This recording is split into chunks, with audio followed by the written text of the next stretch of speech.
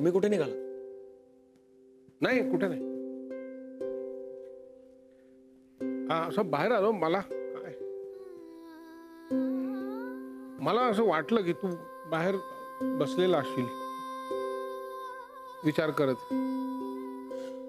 काय मगाशी नानू मामाने सगळ्या धाड धाड धाड धाड धाड त्या फैरी धाडल्या, त्याचा त्रास झाला असेल तुला.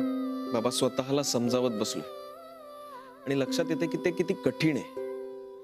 आपण लोकांना सल्ले देत असतो, त्यांना वेगवेगळ्या गोष्टी पटवून देत असतो. स्वतःला समजावणं खरं तर सोपं असायला हवं, पण काय समजवत होतस?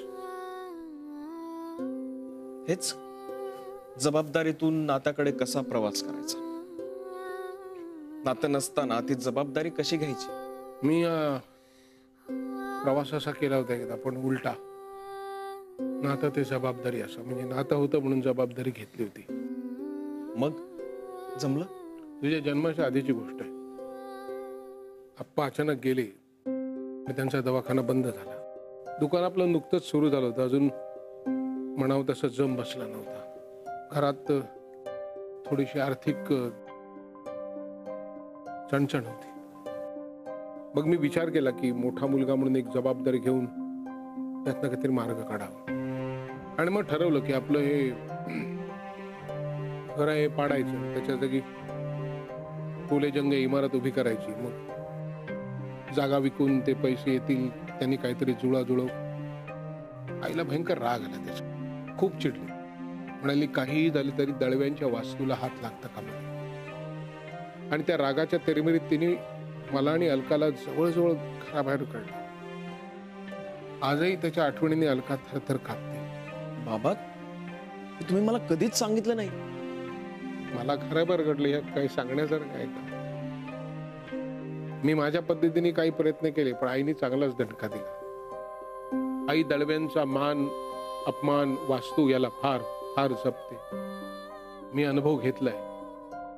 तेव्हा मधु काका मध्ये पडला म्हणून आईने आम्हाला कसं बसं घरात घेतलं. हे बघ विक्रांत, तू जे काय करशील, जो काय निर्णय घेशील, तो पूर्ण विचारांती घे. पुढचा मागच्या घरातल्या प्रत्येकांचा, सगळ्यांचा विचार करू.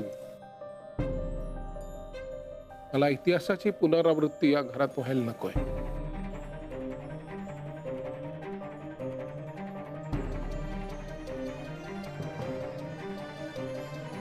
मी आलो.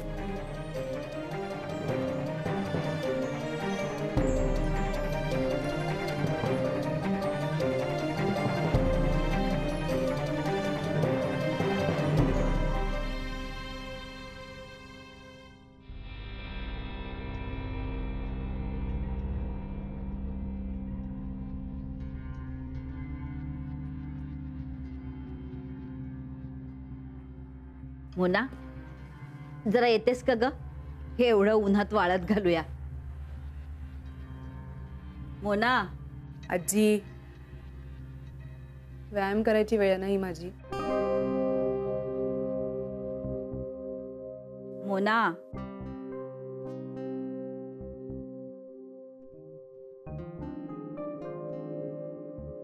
आजी, काय मदत हवी आहे सांग मला. अगं नाही, राहू दे. तुला हॉस्पिटलला जायला उशीर होईल ना, मी करीन हळूहळू. अगं हरकत नाही, थोडा उशीर झाला तरी. तू एकटी तरी काय काय करशील. आणि चल, मला तुझ्याशी बोलायचंय. थांब, त्याआधी मला हिच्याशी बोलायचंय. काय ग, तू रोज इंटरव्ह्यू द्यायला जातेस, अगदी रविवारी सुद्धा गेली होतीस. मग पुढे काय? काही होतंय का नोकरीचं? आम्हाला तर काहीच सांगत नाहीस. कळेल थोड्या दिवसात. नोकरी मिळाल्यावर तू दिवसभर तिकडे जाशील, मग ईशाचं काय? तिच्यासाठीच करते ना मी हे सगळं. पण आजीच्या प्रश्नाचं हे उत्तर नाहीये. दिवसभर ईशाचं काय ते मी आणि आजी बघून घेऊ. तुला मध्ये पडायची गरज नाही. बाय द वे आजी, मला तुझ्याशी जरा बोलायचं. सलील आणि मानसीच्या लग्नाबद्दल नक्की काय ठरवलंय तुम्ही? आपण काय एवढा वेळ घालवतोय? कशाला रेंगाळवतोय आपण सगळं? लवकरात लवकर मानसीचं लग्न करून टाक आणि तिला बँगलोरला पाठव. हो हो, माझी सुद्धा तशीच इच्छा आहे आणि माझी देवाजवळ प्रार्थना सुद्धा करून झालीये. लवकरात लवकर होऊ देत सगळं. घरात मंगल कार्य झाल्याशिवाय स्थिरस्थावर होणारच नाहीये सगळं. मग तू कसली वाट बघतेस आजी? अगं मग फोन कर ना त्यांना. जर त्या बँगलोरला गेल्या नसतील तर आजच बोल. वेळ कशाला घालवतीयस? हे बघ आजी, सगळं ठरलेलं आहे ना, मग तारीख ठरवायला काय हरकत आहे?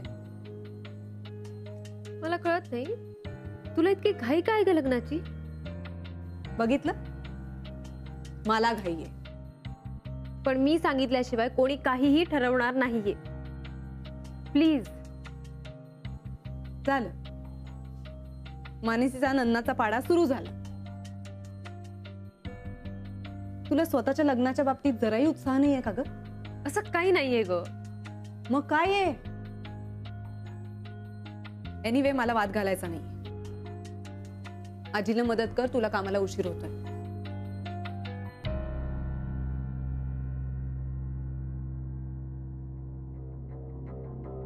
मलाच घाई केली पाहिजे मानसी. तुला एकदा बँगलोरला पाठवलं ना की मला अनेक गोष्टी करता येतील. कारण जोपर्यंत तू इथे चिकटून बसशील ना तोपर्यंत मला काहीच ठरवता येणार नाही.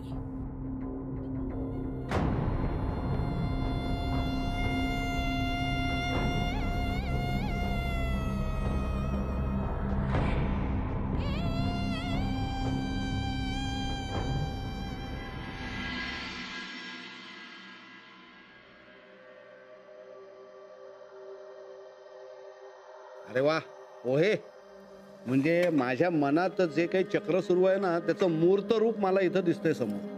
पोह्यांमध्ये कसलं आलंय मूर्त रूप? नाही काय, एका मुलीची मी माहिती काढली आहे. काय रे नानू मामा, अरे या वयात? गबरे, अरे विक्रांतसाठी चांगली गुणी गृहकृत्य दक्ष मुलगी आहे. मग आता तिला आणि तिच्या घरच्यांनी इथे बोलवलंच की काय पोह्यांचा कार्यक्रम करायला? तुम्हाला काय सगळी गंमत वाटते का? अरे खरंच मी मुली शोधायला सुरुवात केलेली आहे. म्हणजे विक्रांतचा घटस्फोट हा लवकरात लवकर व्हायला पाहिजे आणि त्याचा नवा सुखी संसार लवकरात लवकर सुरू व्हायला पाहिजे. तुम्ही चौघे जण इथे आहात हे चांगलं आहे म्हणा. काय तुम्ही बोलून घ्या त्याच्याशी. नानू मामा, अहो इतकी घाई कशाला? घाई करायलाच हवी. एकदा काय त्या गोष्टी पटपट निर्णय घेऊन उरकल्या की चटचट मार्गे लागतात. मग अति विचार करायला वेळच मिळत नाही आणि अति तिथं नेहमीच माती. लक्षात ठेवा. नानू मामा, मला असं वाटतं की तूच जरा अति करतो. गीता मला वाढ, पोहे वाढ, भरपूर वाढ. काय आता इथे कोणी येणार नाहीये ना बघायला वगैरे, त्यामुळे पोहे मलाच वाढ, मी खाऊन घेईन. वाढ वाढ त्याला पोहे वाढ. ती सगळी कढई त्याच्या डोक्यावर उघडी कर अशी. काय खायचं तेवढं खाऊ देत. माझी फक्त चेष्टा करता येते तुम्हाला, पण याच्यात विक्रांतचा फायदा आहे हे दिसत नाहीये. नानू मामा, कळतंय सगळं, पण विक्रांतचा अजून डिवोर्स झालेला नाहीये. त्या मुलीला चालणार आहे का तसं? गीता, मला सुद्धा अक्कल दिलेली आहे. तुला माहित नसेल कदाचित, मी जी मुलगी सिलेक्ट केलेली आहे ना तिचाही घटस्फोट झालेला आहे.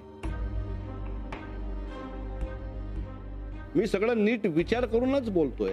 अगो बाई, हो का?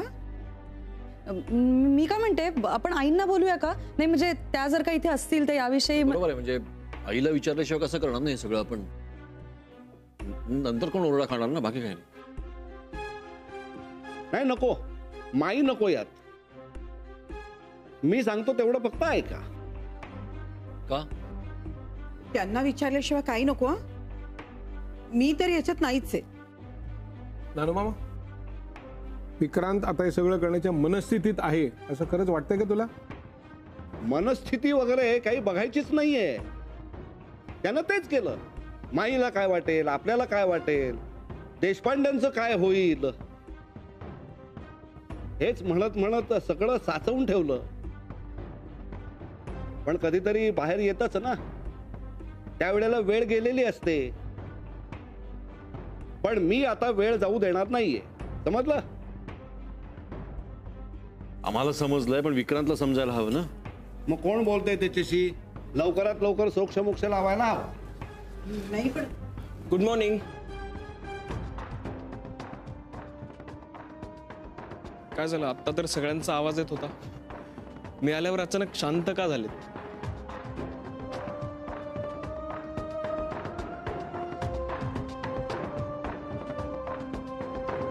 अगं गंभीर कुठे झालीये मी? नाही म्हणजे आमच्यात तसं बोलणं झालं होतं, पण अजून काही ठरलेलं नाहीये. तारीख ठरली की मी तुला नक्की सांगते. हो हो सांगते सांगते. अगं म्हणजे इथल्या मंडळींचा पण कन्व्हिनियन्स बघायला हवा ना. कुठे? सिमरन एम्पोरियम. कधीपर्यंत आहे तो सेल? अच्छा, खूप छान असतात नाही साड्या तिथे. पण जाऊ दे, अजून काही ठरलेलं नाहीये इतक्यात, पण ठरेल 1-2 दिवसात. हो हो तारीख ठरली की मी नक्की कळवते तुला.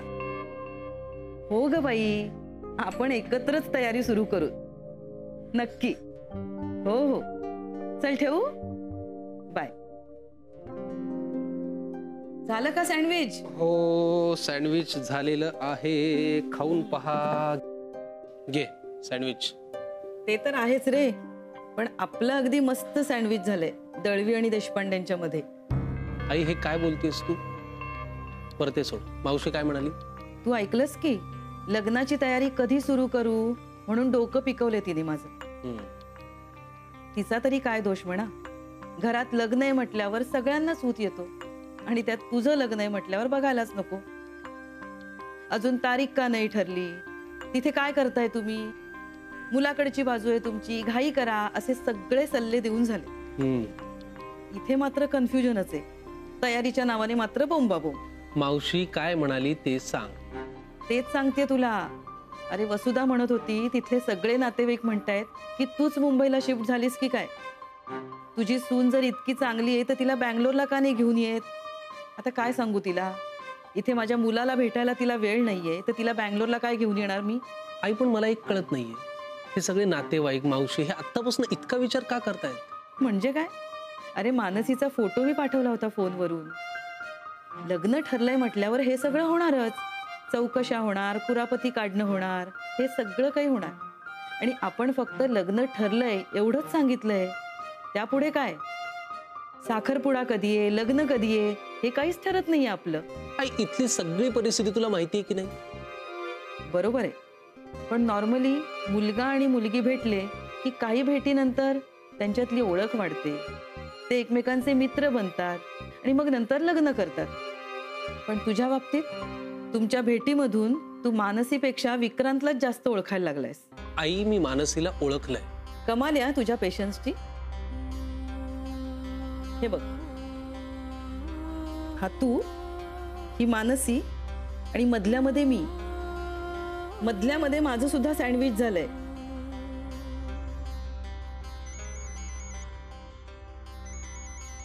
मोनिका ही का आता फोन करतेय?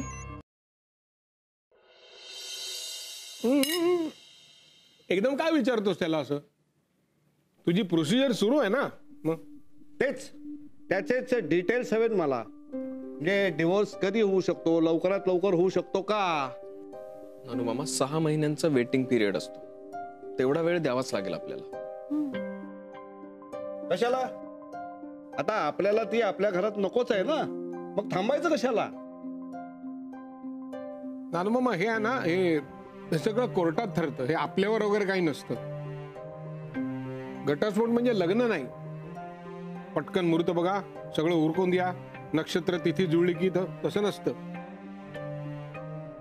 ते सगळं कोर्ट ठरवतं आणि कोर्टातनं ते ठरल्यानंतर आपल्याला काय ते करायला लागतं पुढे. मग तू आता काय करायचं ठरवलंयस पुढे? पुढे तर ईशाबद्दल काय ते मी तुम्हा सगळ्यांना सांगितलेलंच आहे. अरे ते नाही रे, तुझं आणि मोनिकाचं काय ते सांग. ते होईल हळूहळू. आपल्याला एक एक स्टेप पुढे जावं लागेल. अजून थोडे पोहे वाढू? आमग इथे एवढं महत्वाचं बोलणं चाललेलं असताना पोहे कसले विचारतेस त्याला? तुम्ही तर कांदे पोह्यांचा कार्यक्रम करायलाच निघाला होतात मगाशी. म्हणजे नाही ते मी तुला सांगेन नंतर. आधी मला हे डिवोर्सचं प्रकरण जरा हातावेगळं करू देत. तू काय करणार आहेस? विक्रांत, तू वकिलाकडे जात असशील ना? हो. मग पुढची मीटिंग कधी आहे तुझी? अजून काही ठरलं नाही, पण लवकरच. ठीक आहे, मग मला घेऊन चल वकिलाकडे. मग कशाला? त्या वकिलाला त्याचं काम करू देत ना. तू कशाला त्याचं ऑफिस बंद करायला निघालायस? जे याला बोलता येत नाही ना, तेच मी तिथे जाऊन बोलणार आहे. म्हणजे मग पटापट सगळं मार्गी लागेल. नानू मामा, कोर्टाची एक प्रोसिजर असते. तो वेळ आपल्याला द्यावाच लागतो. असं पटापट काहीही होत नाही. तुझ्या ज्यानं काही होणार नाहीये पटपट. म्हणूनच म्हणतोय मला घेऊन चल तुझ्या त्या वकिलाकडे. अरे चहा तर घेऊन जा. नाही, नको, निघतो मी. कशाला सकाळी सकाळी त्रास दिलास त्याला? ते सोड रे, मला माहितीये मी काय करतोय ते. तुम्ही तुमच्या पुरतं सांगा. अरे आमचं सगळं व्यवस्थित आहे, आम्हाला नको डिवोर्स. हा हवाय नाही ना? नको त्यावेळी चेष्टा करू नकोस. मी जे काही करतोय त्याला तुमची मान्यता आहे का नाही? तुमचा होकार आहे का नाही? हा, तू सायलेंटवर ठेवला होता फोन माझा. हॅलो, हा हा, एक मिनिट आलो मी. हो. मी निघतो, क्लासला उशीर होतोय.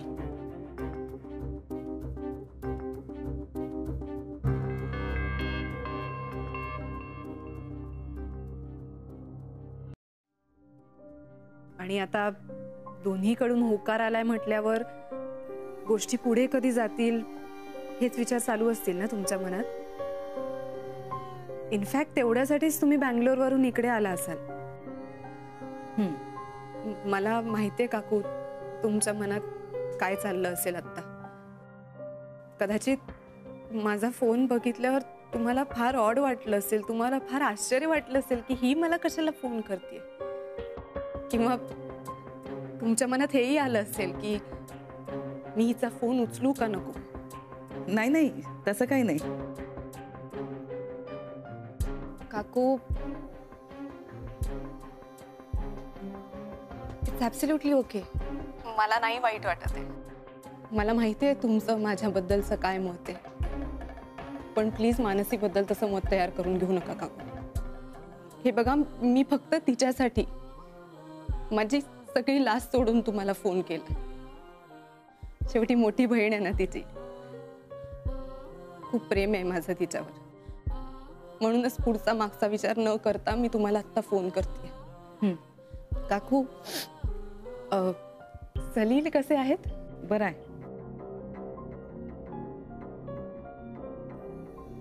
आय एम शुअर त्यांना सुद्धा माझ्यामुळे खूप त्रास झालाच असेल. पण मी खरंच सांगते काकू, मला सुद्धा खूप वाईट वाटतंय. मला सुद्धा खूप त्रास होतोय सगळ्याचा. म्हणूनच माझी ही इच्छा आहे काकू की सलीलच्या आणि मानसीच्या नात्यात माझ्यामुळे कुठल्याही प्रकारची गडबड व्हायला नको. त्यांचं नातं जसं आहे ना तसंच टिकू दे, तसंच फुलू दे, एवढीच इच्छा आहे हो माझी. काकू प्लीज, सलीलचं आणि मानसीचं लग्न लवकरात लवकर करून टाका आणि मानसीला बँगलोरला घेऊन जा प्लीज.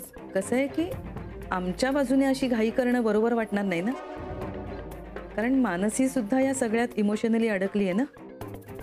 म्हणूनच तर नाही म्हणजे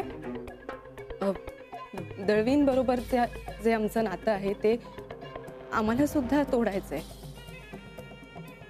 आणि एकदा तुम्ही मानसीला बँगलोरला घेऊन गेलात की तिचा हॉस्पिटलमधला जॉब संपतो, म्हणजे इनडिरेक्टली दळवीन बरोबरचं सुद्धा नातं संपतं ना. तिचाही कल पाहिला पाहिजे ना आपल्याला. हो, म्हणूनच तर मी फोन केलाय तुम्हाला. हे बघा, तिला ताबडतोब बोलून घ्या. तिच्याशी बोला, तिला समजवा. हो, तिच्यावर किती वेळ अवलंबून राहणार आहात तुम्ही? ठीक आहे, तू फोन केल्याबद्दल आभार वगैरे मानू नका काकू. शेवटी काय, मोठी बहीण आहे ना मी तिची. की माझं काय, आता होईल ते होईल.